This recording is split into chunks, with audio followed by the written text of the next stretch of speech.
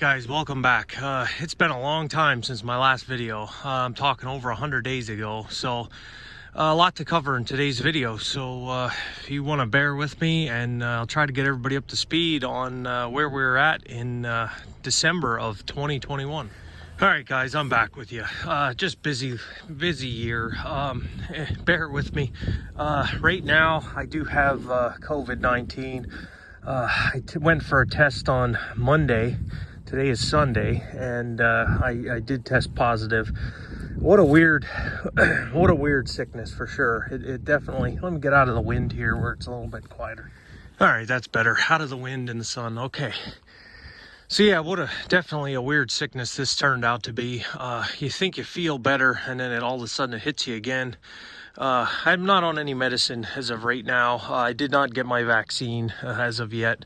So it kind of is what it is. Everybody at work started getting sick around the same time. I don't know how many people were out because of it. I don't know if it's 4 or 5, but I know they're very short-handed. So I was off for an entire week. And I'm still, the only reason I am outside today is I had to take the garbage out, and I've been in the house for a whole week, so I gotta get outside here a little bit. So I didn't have the fever or the body aches or that kind of stuff. I had the shortness of breath. I just walked back here around the barn, and I'm totally out of breath. It's definitely in my lungs. I did lose my sense of smell and taste. Can't, to this day, a week later, still can't smell or taste anything. So, yeah. So, it was nice for the week off. I have not left the house, so it's been kind of boring and just trying to recover. I just can't walk around and do much without getting totally winded. But anyway, that's not what I'm here to talk about today, so let's move on. All right, so as you can see, harvest is over. It's been over for about 2 weeks now, and I didn't get any video. It's such a shame, but the days when they were here, a lot of times they came when I was at work already, and I'd get home at night and there wouldn't be anybody here, so just didn't have the opportunities. And that's kind of what I'm fighting here with YouTube. Back in 2017, 18, and some of 19, it just seemed like I had more flexibility to do this, to be on YouTube, to take videos for you guys. But those days have since long gone. The 2018, when I was able to post a video every single day, I'm thinking those days are long gone for me anyway. I don't think it's a bad thing that I don't post a video every day. I mean, there's only so much going on here on a farm this size. If I was a larger operation, if I had animals, if I was more diverse in what I'm doing, there'd be more opportunities for video. But being that I am, boy, I'm out of breath. I'm gonna stop here.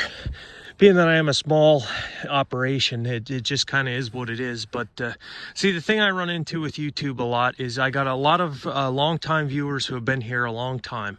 And you guys know all the ins and outs, ups and downs. And then every creator goes through this. Then you have the guys that are new to the channel, and the new guys jump in like midstream, and they have a lot of questions. And I'm the same way. If I see a new channel and I jump into a video and I see a video that they're picking up a vlog, so I'm picking up the vlog kind of in the middle. Excuse me, I'm lost. I have a lot of questions. So it's hard to make content for the two types of people. You have your daily updates, and you don't want to rehash things more than you have to, because your regular longtime viewers already know all this stuff. But yet there's viewers out there that have a lot of questions. So, whew. All right, prime example. It's definitely in my lungs. So, but it does feel good to be outside after a week of being in the house. That's one nice thing with a farm and quarantine. I can still go outside and not be around anybody. Anyway, on to harvest and how the fall progressed here.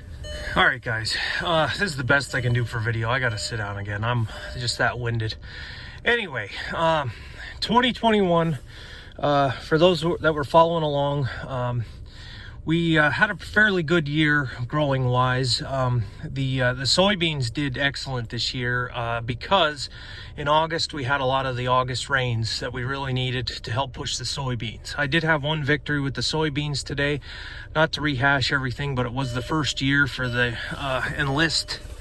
Let me buckle my seatbelt so this thing stops dinging. It was the first year for the, come on, of course I got a coat that's 1,000 decibels every time you move. Okay, first year with Enlist soybeans, so I could use the Enlist herbicide. I did do the pre. Beans came up. You guys know I'm struggling. I was struggling with that mare's tail.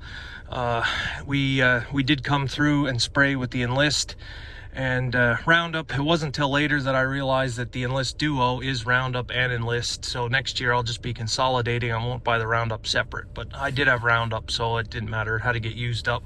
But beans came up. I had lots of mare's tail. It was a thick mat across the ground once again. The Enlist, I went through and I sprayed full rate just because of the amount of weeds. And sure enough, that afternoon, the mare's tail started turning yellow and took care of that issue. That really worked. Enlist is definitely a good herbicide for me. It was a great victory this year. First year in quite a few that the bean fields were clean. So the beans were given every chance to do well this year. They had the rain they needed. They didn't have any weeds to compete with. I don't have any of the paperwork or the final numbers yet. I'll see when that stuff comes, and I'll fill you guys in. So let's move on to the corn. The corn did not do well at all this year. There we go. I'll just drive to change the view. Okay. So what happened with the corn? A lot of people did fantastic this year. This was a very good corn year for a lot of people, but not PA Farms. I had that late spring frost. It was either the second or third week of May. We did have that one night when it did frost here. I think it was like 28 degrees. The corn was that tall. It was out of the ground and it had turned yellow, and some of it even turned like a whitish color. I did not think it was going to make it. I didn't think it was going to grow out of it. It took a long time. I mean, you're talking July until it started getting the true green color that you expect to see corn. And I'm thinking that had to be it, because I had a couple other neighbors that had planted around the same time and had the same issues there with the corn. So that frost took a lot of yield off right off the bat, right at the beginning of the year. Some of that frost stuff, it did recover and grow out of it. However, it only grew about 4 to 5 feet tall, and then it just, like, the plant shut down. It stopped growing. It never did get green. So come harvest time, there was a lot of corn that was like not even chest high, and just no ear, no kernels, nothing. So excuse me, we did deal with that. I'm still thinking it did around 100 bushel average for the farm. It's got to be around 100 bushel for a farm average, which is not the best, but it could be a lot worse.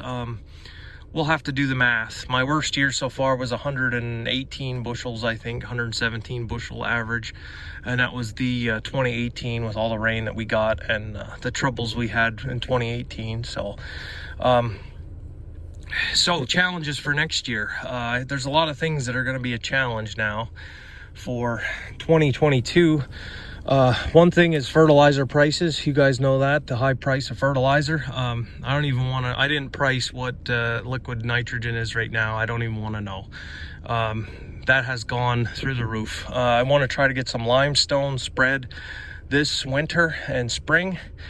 Lime is the prices are holding a little bit steadier.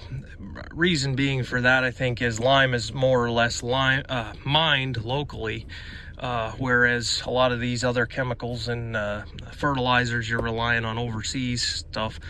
So that's the one advantage with lime. I do have some areas that are really dropping in pH, and it's bad ground to begin with.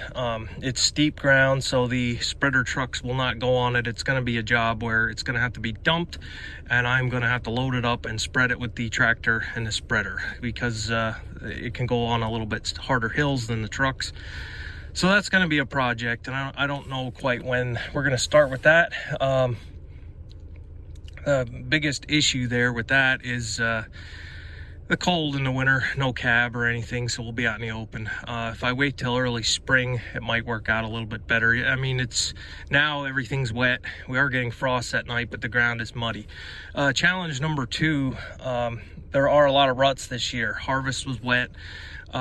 He almost got stuck in this field here, actually. Out at the other end, there's some pretty deep, knee-deep ruts.